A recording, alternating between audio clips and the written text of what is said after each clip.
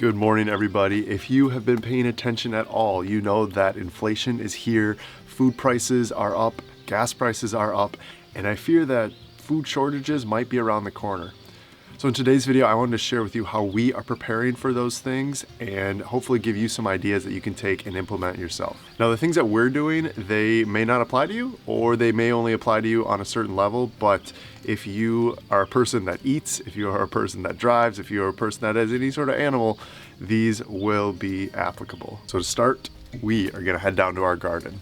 The number one thing you can do, in my opinion, to protect yourself against inflation, to protect yourself against food shortages, is to get your food in order now. And this looks like different things for different people. We are fortunate enough that we are in a space that we can grow a pretty extensive garden, and we plan on doing so this year. Our goal is to grow 100% of our produce for the summer months and then can and preserve as much as we can for the fall, winter, and early spring. And I know depending on where you live, this might not be possible, but I think every person can grow at least something, whether that be tomatoes in a pot or potatoes in a pot, something to ensure that you have a source of food coming in. And I just think it's so important to know, regardless of your experience, regardless of where you live, there is something that you can do. There is something that you can grow. We started last year, my wife and I, with zero experience, virtually zero experience in gardening, and we were able to produce almost all of our produce last summer in 1 year. And the things that are going to really shoot up in price are the things like produce, the things like meat or eggs or dairy, the things that aren't so easily produced in a factory. I think that's where we're gonna see a lot of the shortages, and I think that's where we're gonna see the biggest price hikes in food. But let's say you can't grow a garden or you can't grow a very big one. What can you do? Well, I think right now the most important thing you can do is to check your inventory. What do you have in your pantry? Kind of take an inventory of what you enjoy eating, what's going to be calorically dense, and to start to stock up on those things now. Things like dry foods that are going to last a long time, right? Rice, pasta, beans, things that are in cans, so canned veggies or canned fruit or something like that. And then things that freeze well, frozen vegetables, meats, frozen snacks maybe, things that are going to last at least 6 months canned or preserved.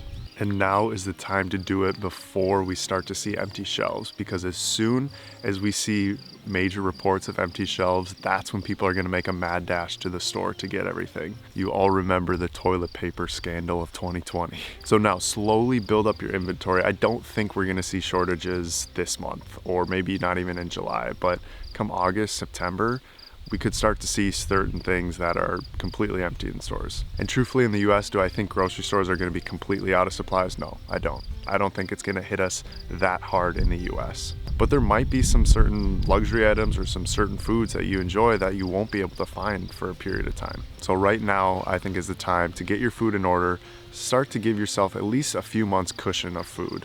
You'll have peace of mind, your family will have peace of mind, and you know that if the worst case scenario were to happen, you would be okay. So the number one thing we are doing is we are getting our food in order, and we are preserving, growing, canning, freezing as much as we can.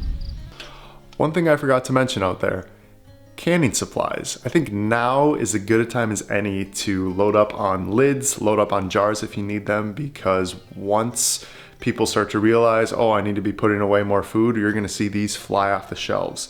We saw a shortage of them last year, and I think it's gonna happen again this year. So get your lids. The next thing you can do is to get your animals in order. So animals like dogs and cats, they're pretty easy, right? You just kind of get them more food and they'll be okay. But livestock's a little bit trickier, and the reason why is because I think feed costs and grain costs across the board are gonna go up. Less farmers are producing, we're seeing more issues with diesel costs going up. You know, some farmers around here, they're saying we're not even planting this year because it just isn't going to make financial sense. If gas is going to keep going up, we're going to break even at best, which is crazy. And we're not in a huge farming community. So big farming communities, you know that they're going to be facing this even worse. So animal feed, which a lot of times comes from grain, is going to be more expensive. We're fortunate here that we allow our ducks and chickens to free range, so they're able to get a decent amount of their food from just free ranging across the property. But if you have a more confined pen, now is the time to buy, I think, as much food for them as you can, because it's only going to go up. Right now, we don't have the infrastructure to have a bunch of feed on our property, but if you have the ability to get 1,000-pound totes or 1,000-pound bags of feed, might not be a bad idea. And the last thing that we're doing this year to kind of get our animals in order, which in turn is helping us, is we decided to hatch more chickens this spring.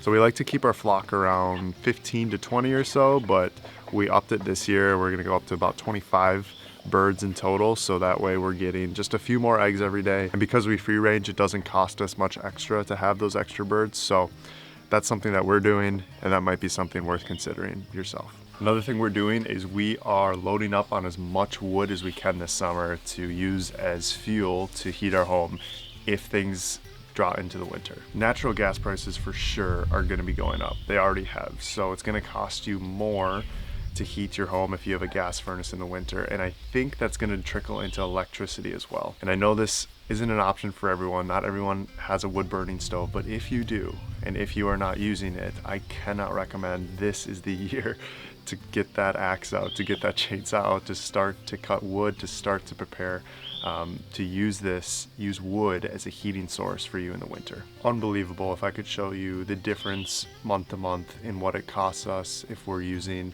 our electricity heat versus if we're using wood heat. I mean, it's hundreds of dollars on our utility bill every month. So I know this doesn't apply for everyone, but if it does, if you can use wood for heating source, do it. And if you want to be super extreme, you could even use wood to cook with. That's hardcore. We are storing as much gas as we can. For us, what that looks like, because we don't have a massive tank, right? So we can't store hundreds of gallons of gas if you were to use that for your car or vehicle or whatever.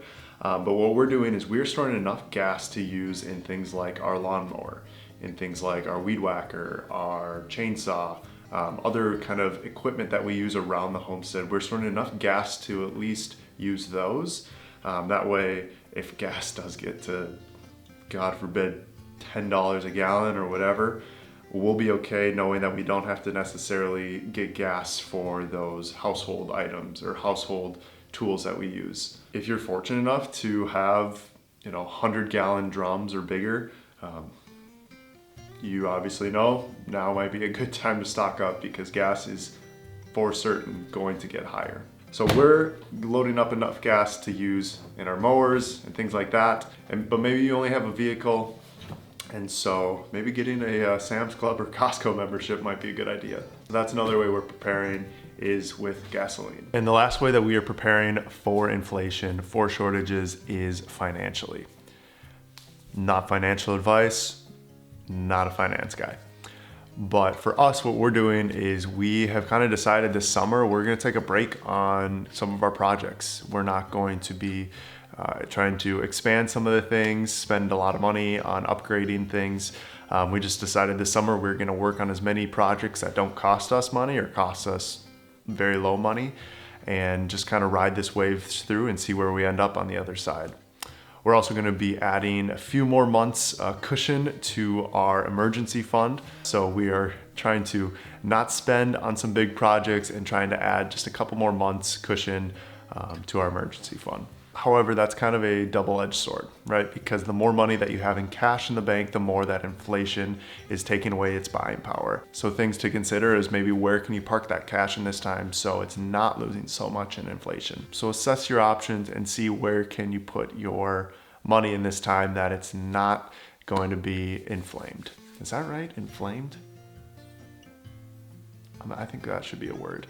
So it's not going to lose its value because of inflation. Again, not financial advice, just a dude on YouTube. Great.